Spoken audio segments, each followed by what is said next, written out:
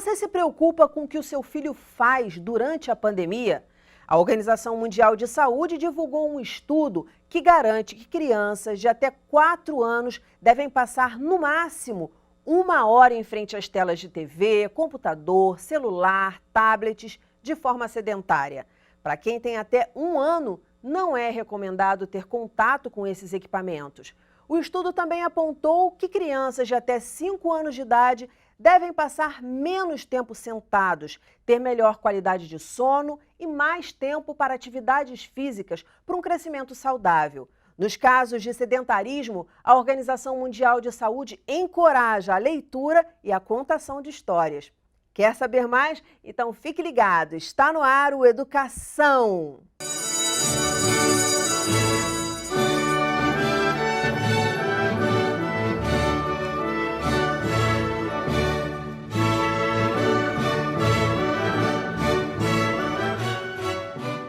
Meus convidados são o neurologista infantil Tiago Guzmão e a mãe empreendedora Brunella Vettorato. Muito bem-vindos ao programa. Brunella, vou começar com você. Eu queria que você me contasse um pouquinho. Você tem 2 filhos, um pequenininho de 11 meses, um maiorzinho de 7 anos de idade. Como é que está com o de 7 anos de idade aí durante a pandemia?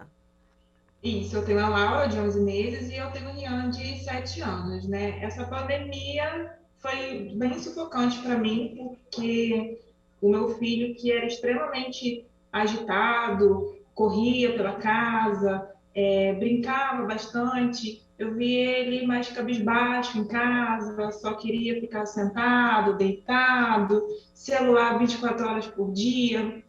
E eu entrei na fase de que, como a Laura nasceu em março, uma semana antes da gente ficar isolada, eu fiquei sozinha e eu não estava conseguindo lidar com a situação de ter uma recém-nascida em casa e ficar junto com ele isolado, né? E ele sentiu muito a minha falta como mãe, que antes era só eu para ele, e como eu não estava presente na vida dele, ele achou um meio dele ficar intertido, que foi com o celular. A pandemia, ela veio realmente não só para machucar ele, a pandemia veio e machucou a minha alma também, como mãe, como empreendedora, como mulher. E eu estava me sentindo fraca por não conseguir lidar com os sentimentos do meu filho, né? Eu olhava assim para o meu filho me olhava assim com aquela carinha de triste, porque não tinha o que fazer. Ele ficou isolado dentro de casa em um apartamento de 3 quartos. E você sem ninguém para te ajudar, né? Para você poder se dividir. Sem ninguém. Imagino a sua aflição. É comum isso, doutor? Tá bem comum esse quadro da Brunella, não é assim uma novidade. As mães têm ficado bastante, os pais angustiados com essa questão, mas a Brunella, de uma forma muito específica, uma bebê, imagina. Sim, Daniela, ela tem o exemplo perfeito de o que foi a pandemia, quais serão as consequências deste ano preso com isolamento social, a que ponto chega a criança, o limite da criança, dos pais, os atritos, enfim, a falta da socialização da criança. Então, a gente está falando ali de uma pandemia que afetou a parte educacional, certo? Pais sobrecarregados de serem pais, né, estimuladores, como sempre são, também educadores, mas também professores. Então, a responsabilidade que os pais tiveram nessa pandemia afetou a parte, provavelmente, educacional também, a sobrecarga, e emocional. Um excelente exemplo aí de como a pandemia afetou o emocional, social, afetivo, sono dessas crianças de hoje, viu? Como é que você vem contornando, vem tentando minimizar essa situação? Fazendo o planejamento do meu dia, né? O meu trabalho ele é dentro da minha casa. E então isso me sobrecarrega muito mais do que se eu trabalhasse fora. Então eu faço o planejamento do meu dia. De manhã eu faço isso, de noite eu faço isso, de tarde eu faço isso. Mas sempre incluindo o Rian dentro do meu cronograma, sabe? Tirando ele um pouco do celular, tirando ele um pouco da televisão e fazendo com que ele viva comigo aqueles momentos que eu tenho de trabalho. Você passou a adotar essa tática desde quando? Olha, eu comecei a colocar ele dentro do meu cronograma em novembro do ano passado. Como é que tem sido essa experiência? Muito boa, muito forte, é um aprendizado muito único. Eu achava que eu era muito conectada com meu filho, mas na verdade não era como eu pensava que eu fosse. Depois que eu comecei a Uau! incluir ele no Mas meu isso é uma cronograma, descoberta, uhum, sabe? Sensacional. Você me deixou até sem palavras. Sensacional, porque imagina a gente achar que é uma coisa e a gente realizar, né? Descobrir é. que na verdade é outra. Que interessante, eu quero que você continue falando. Qual foi o ponto aí que você percebeu que não era bem assim como você estava pensando? Quando ele teve uma crise de choro muito forte em uma noite, e que eu fui pegar ele, né, dorme no quartinho dele, a irmã dele dorme no berço no meu quarto, e aí ele de noite, acordou de madrugada e teve uma crise muito forte de choro. E eu fui, levantei, fui olhar ele, fui ver o que ele tinha, ele falou assim para mim: "Mãe, eu tô perdendo você". Foi isso que ele falou para mim. Aí eu comecei a ficar mais ligada nas coisas, comecei a incluir ele dentro do meu planejamento, do meu De que forma você cronograma. faz isso? Como que é essa inclusão dele na sua vida? Então, como a minha loja ela é dentro da minha casa, é em um quarto. Então, quando eu tenho pedidos para embalar, falo: "Rian, vem ajudar a mamãe a embalar". Aí ele vem, me ajuda a embalar, coloca o adesivo, eu ensino para ele como dobra uma blusa, olha, é um cheirinho que a gente bota. Então, ele fica aqui junto comigo. Não é sempre que eu coloco ele dentro do meu negócio, Uhum. de trabalhar comigo, mas eu tiro dias assim, tiro dias para fazer um dia de cinema com ele, de pipoca, de suco, ou até mesmo de tirar 30 minutos do meu dia e sentar com ele para poder assistir desenho ou fazer alguma atividade que ele queira.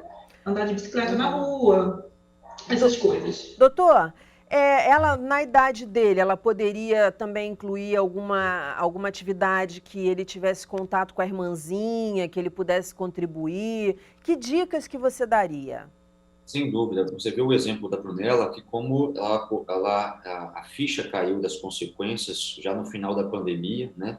Mas como que a gente foi pego de surpresa, a escola, realmente a mãe, o pai, então assumiu a criança realmente 24 horas, sendo o papel não só de cuidador, como estimulador, como também de professor, sobrecarrega. Mas o exemplo dela aqui, que ela seguiu a partir de novembro, foi excelente, mas principalmente eu falo, manter rotina. Que dificuldade que é manter rotina numa época de quarentena. Uhum. Então, a gente fala aqui, hora para acordar, hora para almoçar, sim, no meio da quarentena, hora para o lanche da tarde, hora para dormir, sim. Não é porque não tenho aula presencial no outro dia que eu não vou ter a rotina. A rotina, ela estrutura a vida da criança, certo? Ela melhora até a parte do humor se o sono está adequado. Então, se eu tenho uma ausência de rotina, provavelmente essa criança vai sofrer, né? A parte Uhum. todinha de falta, né? De muita liberdade sem a obrigação. Então, o que a Uhum. Brunella fez a partir de novembro foi estruturar uma rotina, incluir na rotina dela as atividades que ele possa estar fazendo, né? Então, é o seguinte, muitos pais cometeram muitas vezes por não saber, né, o excesso de telas eu falo tablet, telefone, computador, videogame na rotina das crianças. Uma ausência de rotina, Daniel, um Qual é o excesso de tela, né, prejuízo? eu falo que é a faca e o queijo na mão para desandar. Uhum. Humor, ansiedade em criança não é igual a ansiedade no adulto. Ansiedade de criança, olha, choros, tá certo? Distúrbio do sono, a demora para iniciar o sono, e aí vem ali os tiques, os toques, né? A sensação muitas vezes de mais uma labilidade emocional, choros a troco de nada ou sem sentido, medos extremos, né? O tirar a casquinha do machucado, puxar cabelo, enfim, roer unha. Olha quanto de coisas que a gente vê numa criança ansiosa que é igual uma bola de neve. Começa, muitas vezes, e aí daqui a pouco a gente estoura. E até os pais perceberem, a gente já está uma criança que está inserida numa ausência de rotina, um distúrbio do sono e viciado em telas. Só Uhum. abrindo um parênteses aqui, gente, 2011, agora o novo CID-11, que é o Código Internacional de Doenças, a partir de janeiro de 2022 agora, ele entra em vigor em todo mundo. E a game disorder, não sei, então é o transtorno dos jogos, né? Ele agora vai passar a ser realmente considerado uma doença, certo? Com critérios bem definidos de vícios, de abuso, né? De tablet, telefone, internet, jogos. Então, olha como é que a quarentena aflorou, exacerbou o uso dessas telas na rotina da criança, Agora, o que que levando a ocorre, consequências doutor? graves, né? Isso. O que que ocorre? Por exemplo, uma criança de até 4 anos.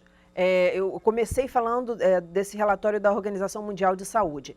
Então, uma criança de até 4 anos, muito exposta. Eu lembro que uma vez eu estava no banheiro de um restaurante e vi uma criança num carrinho, com certeza tinha menos de 4 anos, e a habilidade com que ela mexia no tablet, eu falei assim, caramba, nem eu faço isso. Então, assim, aí fala, porque é careta, nada a ver, tanta coisa, tanta cor, tanta informação, né? E o que faz mal? Vamos falar primeiro das crianças até 4 anos de idade. A gente não é contra, né, a digitalização do mundo. O mundo é um mundo digital, a criança é digital. A gente está falando aí de limites e regras dentro de casa pelos pais. A criança não tem noção de consequência, quem dá consequência são os pais. A falta de consequência do abuso é que gera o transtorno, é que gera a doença, certo? Então, é limite para tudo. Se a criança não pode também andar de bicicleta o dia todo, como é que vai ficar, então, na frente do computador o dia todo, não é verdade? Mas o que Então, que acontece, doutor, no cérebro? É uma coisa, uma questão do olho, é uma questão da habilidade sensorial, motora, isso atrapalha cognitiva, o que é? memorização, concentração, isso atrapalha a organização perceptual, capacidade inibitória, as funções executivas, que eu falo de córtex frontal, né? Então, atrapalhando também, a gente sabe que a luz azul, por exemplo, quando vai dormir, de tablet, de telefone, interfere, né, no pico de melatonina, na metabolização da melatonina, então atrapalha a indução do sono, levando a distúrbios do sono, quem usa muito tela, tablet. Mas você tocou num ponto da Organização Mundial da Saúde, que é também da Academia Americana de Pediatria e Neurologia, Academia Brasileira, Associação Brasileira de Pediatria, que reitera o que os Estados Unidos fala de regras e limites, né, para crianças e adolescentes do uso de telas. Então, o guideline, então, a cartilha, ela é bem afirmativa. Então, ela contraindica, ela não estimula, em menores de 2 anos, qualquer criança, né? Então, abaixo de 2 anos, o uso de telas. Então, antes de 2 anos de idade, por favor, evitar ao máximo inclusive telas. televisão. Não usar. Por não quê, usar doutor? tela. Nenhuma. Estou sendo insistente. Que jornalista é assim, quer saber por quê, fica, é a fase da criança perguntando por quê. Mas por que não? É uma fase da criança, é uma fase social. A criança aprende imitando. Como é que uma criança aprende imitando o social numa tela fria, na verdade? A gente está ali ganhando o mundo, vendo, imitando. A imitação é uma contingência, é um aprendizado muito importante. E a criança ganha marcos socioafetivos convivendo com outro ser humano, vendo o ambiente, explorando os sentidos, e não na frente de uma tela. Perfeito. Então, a tela, ela não vai dar nunca a parte cognitiva, emocional, afetiva, né, que a relação interhumana vai ter, certo? Então, principalmente numa fase social, onde eu estou desenvolvendo, né, o neurodesenvolvimento, a plasticidade, as sinapses, os processos ali de memorização. De substâncias entre neurônios. Exatamente. Ela amplifica muito mais sentindo, vendo, palpando, relacionando, imitando. É isso que aumenta a cognição. O falso, a inteligência, é que a criança fica presa num joguinho, numa estimulação de um vídeo no YouTube e muitas vezes perde. Ou seja, o virtual passa a ser maior do que o real, né? Este é o perigo. E aí, continuando, a partir de 2, né, 3 anos até os 6 anos, aí libera a Sociedade Brasileira, Americana de Pediatria, até no máximo meia hora, né, 1 hora. A partir de 6 até os 9, 10 anos de idade, no máximo 1 hora por dia. E assim por diante, no máximo até 2 horas por dia, sempre com supervisão. Lembrando, né, de cyberbullying, certo? Sim, o bullying, muitas vezes, feito pela internet, o perigo ali da sexualização precoce, vendo vídeos, enfim, da violência que é feita com a criança. Porque está no mundo, né? Está na rua. Na verdade, está na rua, né? Porque qualquer pessoa pode chegar ali e começar a conversar com a criança. Quando você fala exposição a telas e etc e tal, então não adianta, de repente, os responsáveis falarem assim: ah, mas olha, mas o meu filho fica assim em frente ao tablet, mas são só jogos educativos. Também não é legal. Também tem que seguir essas regras, né, essas orientações, vamos dizer assim, que a Organização Mundial de Saúde fala, que a Sociedade Brasileira de Pediatria reitera. Está valendo isso, mesmo que o conteúdo seja educativo. Jogos educativos, lazer e tudo, eu estou falando do tempo de tela, o virtual Ótimo, como um todo, tem ótimo. limites, né, sugeridos. Eu falo bem assim, Daniela, que quem manda é pai e mãe, certo? A gente orienta o que a gente vê de consequência. A gente não quer que chegue no nosso consultório de neurologia infantil a consequência, o distúrbio do sono, a ansiedade que tem que ser medicada, né, os transtornos opositores desafiadores, os distúrbios do aprendizado, a desatenção, a hiperatividade, né? Enfim, e as consequências mais como obesidade, o sedentarismo, né? Então, o que chega para a gente já é uma consequência já que a gente precisa tratar, muitas vezes medicamentosamente, né? Enfim, a gente quer evitar isso. Por isso que a gente orienta e tem as cartilhas aí para reiterar essas informações.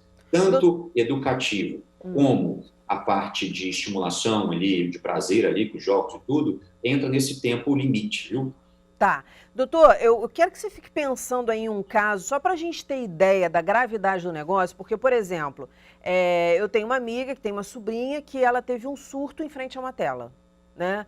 E eu fiquei pensando, mas gente, uma tela do computador, a pessoa surtou, foi parar numa clínica, internada. Eu te dou um exemplo aqui clássico, aqui, de final de ano, enfim, no meio da pandemia, de adolescentes assim que não podem desligar o telefone está com a bateria viciada, não, ele está com o telefone ligado na tomada, e se a internet, o Wi-Fi cair, quebra a casa, a televisão, bate no pai agressivos. E na mãe, tá certo? Eu tenho agressão contra pai e mãe, enfim, material pérfuro cortante, né, se põe em risco e põe os outros, os parentes, vô e vó em risco, agressividade não só verbal, como também física. Então, neste ponto, a gente já tem ali uma consequência danosa, um vício, né, desse uso dessas telas. É como... Né? Então, é uma droga. Provavelmente, esse sistema de recompensa, né, que é dos ilícitos, que está sendo pesquisado uma parte muito semelhante a essa parte de vício por tablet, por tela, por telefone, né? Meu Deus. Deixa eu falar um pouquinho com a Brunella também. Brunella, seu filho tem celular próprio, ele usa o seu celular, como é que é o uso aí na sua casa?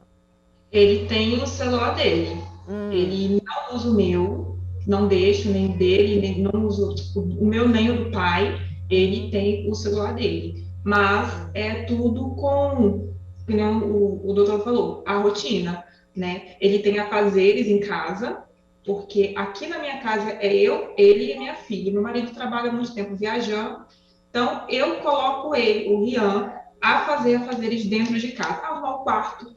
Então você quer fazer isso, mas independente de ser dentro ou fora do celular, você tem um compromisso comigo de você arrumar o seu quarto, de você arrumar a sua cama, de você arrumar a sua roupa, e depois você mexe no seu celular. Mas é tudo dentro do meu planejamento e da minha rotina que eu crio junto com ele.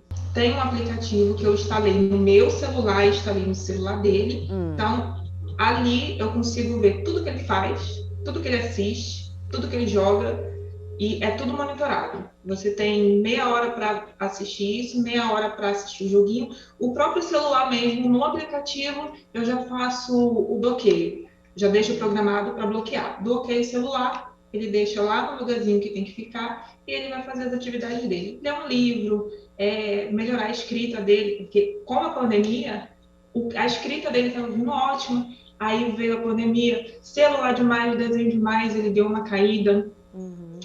Até porque o VC para você, né? O KD é um K com D, então assim... Exatamente. Troca todas as... Ele sabe falar certamente, mas na hora de escrever ele não consegue.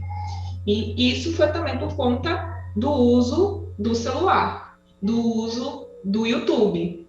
O doutor até falou assim, em relação a criança menor, que exemplos, né, e tal, que quando a gente mostra para a criança o efetivo, isso e aquilo, e o adolescente também. Eu tenho casos mesmo na minha família que eu tenho uma prima que ela, por tanto ficar em celular, ela começava a falar iguais os desenhos, ela agia iguais os desenhos. Ela ficava triste quando a minha mãe tirava o celular dela para ela poder lavar a louça. É a inversão do virtual pelo real. Os amigos passam a ser amigos virtuais, e o contato pessoal, e o olho no olho, e o sentimento, a troca, e a emoção, sabe a teoria da mente, a empatia, é se eu me colocar no lugar do outro, sentir o sentimento do outro. Como é que eu vou explorar, exacerbar isso com uma tela, não é verdade? Como é que eu vou Exatamente. ter, né, nessa emoção, como é que eu vou ser emotivo ali se eu estou invertendo real e virtual? Uhum. Por mais que haja interatividade. Agora, Sim. Brunella, como foi essa negociação? Porque, assim, pelo que você me disse, ele passou um bom tempo, assim, ficando, sei lá, quase que o dia inteiro, não sei quantas horas, aí você vai poder confirmar quando você for responder, envolvido com celular, com televisão e etc e tal. Como é que foi para você fazer essa mudança de chave? Teve alguma resistência? Como é que foi essa resistência? Que artimanhas você lançou mão? Porque tem muitos pais que assistem o nosso programa e ficam assim, caramba, mas como é que eu vou começar isso agora? Ele vai, por exemplo, como o doutor falou, quebrar tudo, ele vai ficar chateado comigo. Já pensou eu aqui num ambiente pequeno, trancada, com meu filho com raiva de mim, gritando, batendo porta, dando ataque, enfim. Como que você fez isso? O Rian, ele não é uma criança, como eu posso dizer, muito e nem muito, sabe, para fazer bagunça na hora de eu falar assim, você não vai fazer isso, ele espernear. Ele não é assim.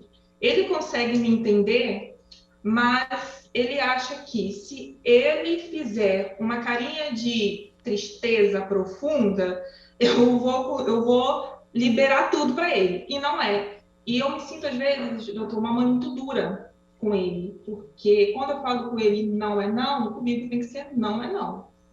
Se eu falo com ele, filho, agora não é hora, ele tem que seguir o meu não. E ele não estava querendo seguir o meu não. Então, quando eu falava com ele, Ian, deixa o celular, filho, vamos fazer alguma outra coisa, vamos pintar, vamos desenhar, vem aqui, vem trocar a fralda da sua irmã. Ele não fazia pirraça, Uhum. mas ele pegava, ficava com a cara triste e sentava no chão, no cantinho. E ali ficava. Aí ele fazia assim com as perninhas e botava a mão assim. E ali ele ficava, tentando fazer com que eu mudasse de ideia e desse para ele novamente o celular. E ele fez isso muitas vezes, de novembro até final de dezembro. Eu sofri um pouco em relação a isso, porque eu via ele triste, com aquelas lágrimas nos olhos, e eu achava que a mãe ruim era eu.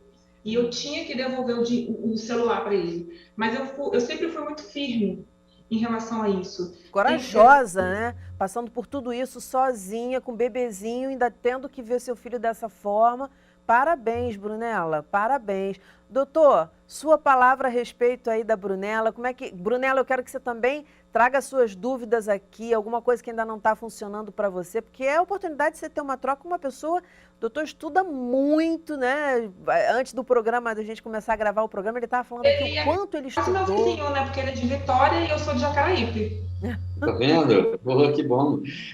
Brunella, eu falo bem assim que a sua explicação, o seu exemplo, os pais vão se identificar muito, viu? Olha a sobrecarga sua sozinha, né, em conta de dois, idades diferentes, a dinâmica que você tem que ter com o pequeno, o jogo sentimental, né, sem noção de consequência que ele fazia para querer, né? A gente vai entender a função do comportamento. Qual que é a função do comportamento? Era para obter o que ele queria. Então, ele ia na consequência do sentimental, querendo que você dê o telefone celular para ele. Mas quando é este modo de educação, através do limite do Heber com diálogo, eu falo que é um sistema educacional positivo, certo? A criança ela vai entender, na base do diálogo, do carinho, do amor, mas com o posicionamento firme dos pais, que aquilo ali é um efeito educativo, né, e não punitivo. certo? A punição sem explicação, aí é ruim, certo? A gente nem usa método punitivo porque não dá certo. Agora, quando você dialoga, quando você dá opções, e aí você fala com um tom de voz afirmativo, porém educativo, acho que a criança entende muito mais perfeitamente. Agora, você já pensou a situação dos pais, ela presa dentro de casa, sem muitos estímulos, como é que foi, assim, muito, entre aspas, né? Aceitável se ela está sem argumentos ali do telefone celular como um dos métodos do brincar. Não é o mais saudável. Mas também eu faço um alerta, como que é difícil a mãe, o pai, sentar no chão o dia todo e inventar coisas para o filho, certo? Como que é Claro. difícil a dinâmica da casa, a dinâmica de uma criança pequena, e eu sentar no chão com meu filho para, cada dia, cada hora, ter novos métodos de incentivo, né? Eu acho isso totalmente impossível, porque eu já tentei, isso para mim não dá. Na realidade, eu entendo perfeitamente que essa pandemia aflorou o uso dos tablets de telefone, mas tudo com rotina já organiza. Vamos supor que quem está vendo aqui não vai ter, ou não está tendo dificuldade. Hora para acordar, para lanchar, para almoçar, lanchar e jantar, já organiza a rotina da criança, que não tem, certo? Colocando lá um treinamento ali de aula online de manhã, se a criança permitir, e um reforço que ela vai fazer atividade à tarde, pronto, eu já preencho muito a rotina da criança como se fosse ela está indo para a escola. E aí a gente vê que vai ter hora. Então, você combinar com o seu filho, olha, eu não sou contra a parte de tecnologia de jeito nenhum, como eu falei, o mundo é digital, mas o combinado com a criança, hora para começar e hora para terminar, é a melhor coisa que o pai pode estar fazendo nesse momento de pandemia, certo? Você vai mexer, né? Você vai, é uma brincadeira, sim, mas hora para começar e hora para terminar não leva exageros a nenhuma criança, viu? É como Renato Russo, né? Disciplina é liberdade. Existe alguma idade, doutor, que o uso possa ser liberado assim, completamente, deixar por conta? Tem Eu alguma falo idade que de mais segurança, vamos dizer assim? tem uma pesquisa, Daniele, da Tiki Kids, que é o maior órgão regulador da internet no Brasil, que crianças de 9 até os seus 17 anos, 80% já mexem com telefone celular. Dessas mais de 80% dessas crianças, 20% já sofreram ou presenciaram o cyberbullying, que é o bullying através da internet, né? Ou algum tipo de violência. E destes daí, em torno de 8% já presenciaram ou souberam de casos de self-cutting, que é o se cortar, né? Então, Autoflagelo. pode ser criança, pode ser adolescente, pré-adolescente, que os pais não podem liberar o telefone sem ter a visão de senha, igual a Brunelli fez aqui, a Brunella fez, para colocar um aplicativo de ver o que está entrando. A gente sabe que o mundo ali tem uma malícia demais, que eles não têm muitas vezes a maturidade, mas se eu for colocar uma idade ideal, depende muito do o quanto o pai cativa a maturidade no seu filho, o quanto ele tem de retorno dessa maturidade. Ajuda em casa, estuda direitinho, dá conta do recado dos seus estudos, né? Está dormindo bem, alimentação boa, né? É um menino ali que tem ali uma reciprocidade de maturidade bacana com seus pais, é aquele começar a liberar com supervisão, sempre com A supervisão, gente já está com até o que tempo. adquira a maturidade. Desculpa, doutor, a gente já está com o tempo estourado, mas eu só vou insistir numa perguntinha, que é assim, por exemplo, não tirou nada, a criança está lá em frente à tela do computador ou da televisão, como no caso dessa menina, né, dessa pré-adolescente, que teve um surto com o negócio funcionando, com o computador funcionando. O que acontece? Foi alguma coisa do conteúdo ou tem alguma questão aí neural, de Já entra substâncias do naquele sistema, organismo? a gente precisa muitas vezes agora intervenção comportamental, psicólogo comportamental para dar um segmento, qual é o motivo desse descontrole emocional e provavelmente avaliar as comorbidades, ansiedade, né, agressividade, com tratamento medicamentoso, se necessário, viu? Mas pode ser químico também, a questão pode ser química e não necessariamente o conteúdo, pode ser das luzes, alguma coisa assim? É difícil. Eu acredito que é o sistema de recompensa, já é o vício, né? O sistema dopaminérgico, que a gente chama cerebral ali, que já está naquele sistema de hiperestimulação, que precisa daquilo o tempo todo para se acalmar. para se entreter, né? Então, por isso que eu estou falando que o CID-11 já vem com esse tipo de transtorno e merece tratamento já, né? Nestes Então, casos. então a rotina que a gente conversou, então a rotina vale para todas as idades. Todos. Eu vou colocar três principais, os neurotipos que eu falo com crianças, né, sem nenhuma dificuldade ou transtorno, mas principalmente o hiperativo, o desatento e as crianças com atraso de linguagem, que são as crianças do espectro autistas, elas precisam de uma rotina bem estabelecida, né? Sim. Esses três perfis de crianças precisam muito mais dessa rotina. Toda criança precisa de rotina. Esses três perfis merecem uma atenção maior, viu? Uhum. O que não quer dizer que as outras, até porque a gente começou o programa falando disso, do meio para o fim, também você falou das faixas etárias. Muitíssimo obrigada pelos esclarecimentos, doutor. Brunella, parabéns pela tua força, pela tua coragem de mulher, e por você ter tido essa sacação, porque eu acho que assim é uma grande dica para o pai, que de repente eu já ouvi amigos falarem, mas poxa, eu não sei como brincar com meu filho, entrevistados falando, eu não sei como brincar com meu filho. Poxa, traz para uma atividade na hora de fazer a comida, né? Claro, tomando as precauções para não estar com faca na mão, nem nada disso. Ou para poxa, mas o meu trabalho não inclui isso que a Brunella falou. De repente ajudar com alguma outra coisa da casa, como você falou, atividades da casa. Acho que são coisas muito saudáveis e eu tenho ouvido muito isso aqui ao longo desde 2015 que a gente está no ar, ao longo de todos esses anos no Educação. Muitíssimo obrigada, parabéns para vocês e eu tenho certeza que esse programa vai ajudar muita gente. Até a próxima. O nosso programa fica por aqui, mas na segunda-feira que vem tem muito mais às 9 horas da noite. Educação, se você não se envolver, não cola. Dias de paz e até lá!